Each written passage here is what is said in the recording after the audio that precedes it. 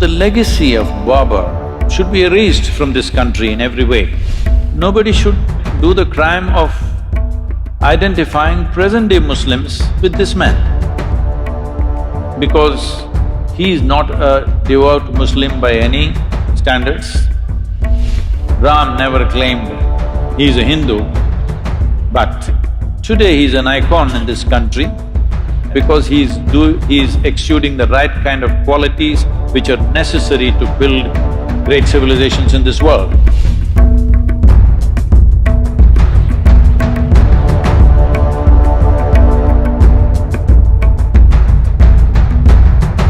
To give you some sense of what we are…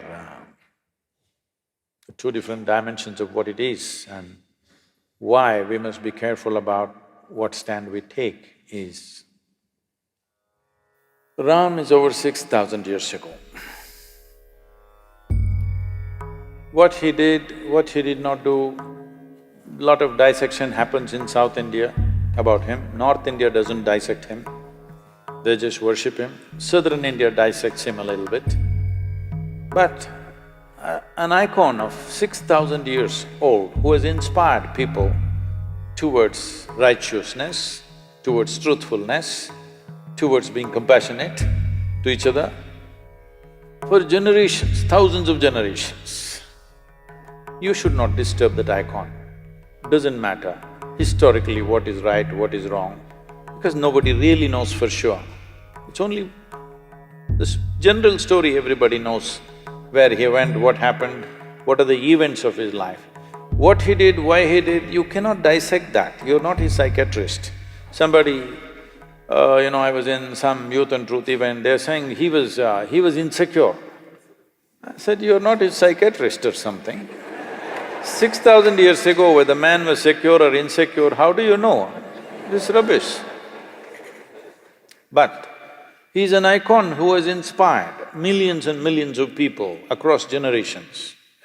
You should not disturb that because humanity needs those icons. You can take up Ram, you can take up Krishna, you can take up Jesus, you can take up Buddha and find faults with them and today tinker with them. See, he did this was not okay, that was not okay, he was racist, he was this, he was that. This is rubbish. This is all relevant to people who are here now.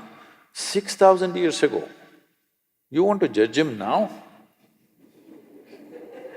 No, he is serving humanity as an icon.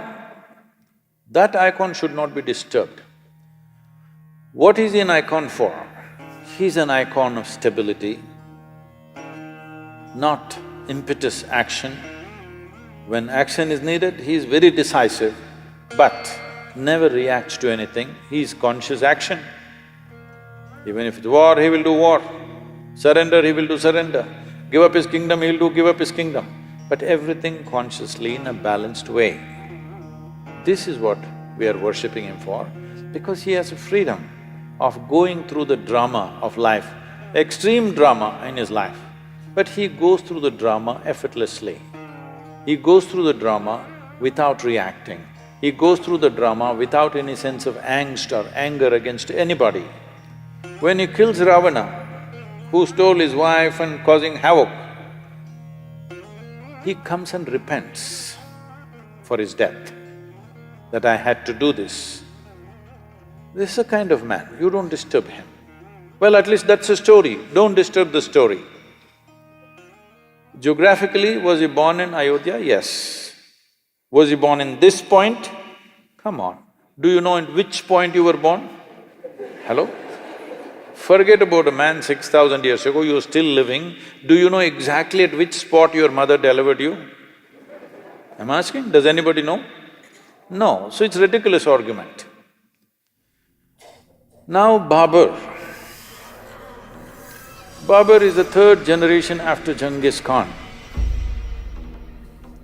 This Mongol empire, Mongols, slowly the word Mongol became Mughal in India, it's Mongol. This Mongol empire expansion for a period of 90 years to 100 years killed over 40 million people. 40 million people. Of those times, it was nearly 10% of the world's population. You understand? 10% of the world's population, they killed not with a nuclear bomb, with swords, very energetic people. I'm saying it takes a lot of activity to kill 10% of the world's population, isn't it? Just with swords and spears. So wherever Genghis Khan went, he made a rule. All the males, wherever he conquered, all the males who were above the height of a cartwheel, those days the height of a cartwheel, which went with the armies, was always about 38 to 39 inches, about that much. Anybody who is above that height was killed. And then it is a practice of the Mongols to pile up all the severed heads into a big mountain. So the women were taken as slaves to service the soldiers, or they were sold in various markets across Middle East, Europe, everywhere they were sold. So they spread like this. After Genghis Khan came Taimur-Lung. Taimur-Lung bore Babur. Taimur-Lung came right up till Delhi, his empire. Then Babur came. Taimur-Lung is supposed to have killed 17 million people. In the cruelest possible way. What happened to the men is compassion. What happened to the women is another matter. I don't want to go into the descriptions. It is most terrible things happened to them. When Babur came, this is also the time of Guru Nanak.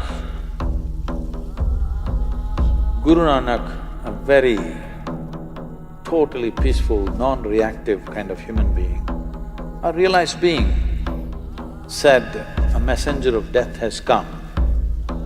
And in Guru Nanak's own words, it is said, I'm paraphrasing,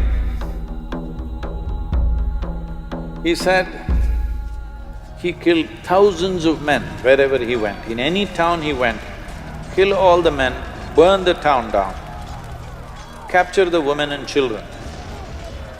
Women were brutally raped always in public, because it is not just a rape, it is a lesson for everybody.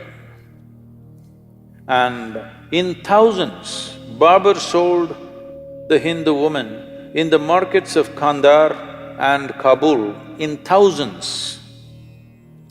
Fortunately, he lived only for 4 years in India. He died. So the legacy of Babur should be erased from this country in every way. Above all, nobody should ever identify the present generation of Muslims with Babur,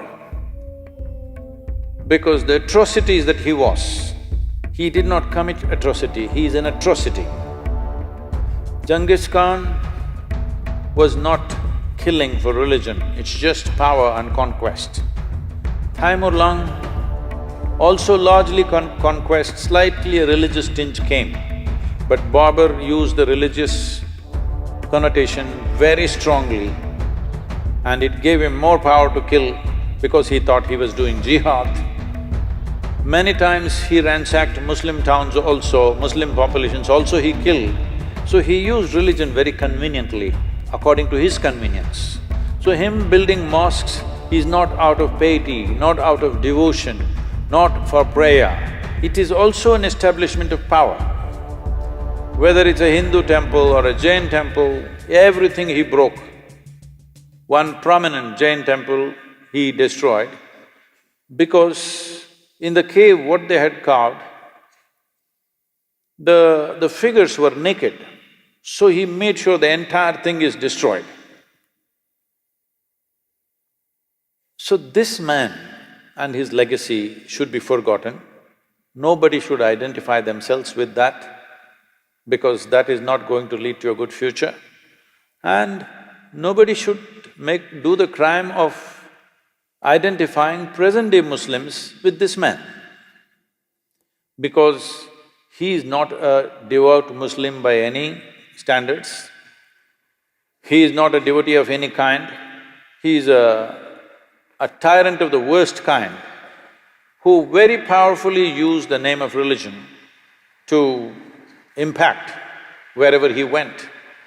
It gave him a new level of authority which Genghis Khan did not have, because they did not use religion for conquest. So, these atrocities have happened. We should not forget these things. We must remember, but we should not be bitter about these things.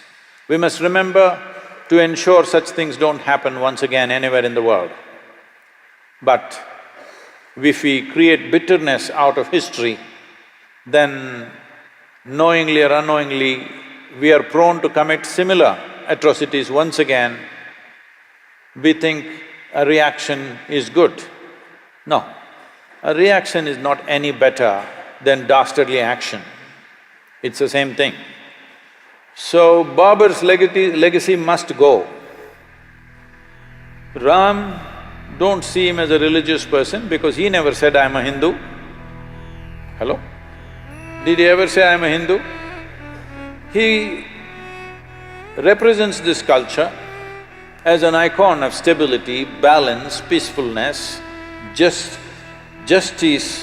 Wherever he went, he always looked at it, how to give justice to the people.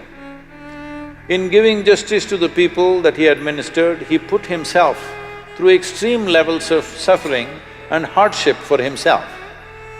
This is a man that you need. I want both the Hindus and the Muslims to remember, Ram never claimed he's a Hindu, but today he's an icon in this country. Everybody should look up to such an icon because he's exuding the right kind of qualities, not because he's a Hindu, not because he's this or that, because he's exuding the right kind of qualities which are necessary to build great civilizations in this world. And in many ways, the time of Rama became a kind of a fulcrum to build this civilization in the 6,000 years.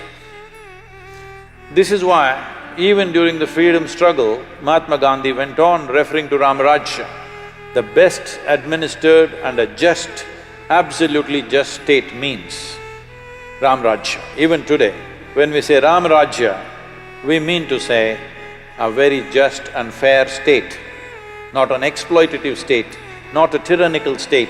And that's what we want to make out of India, that it's a just and fair state to everybody who lives here, not a tyrannical state.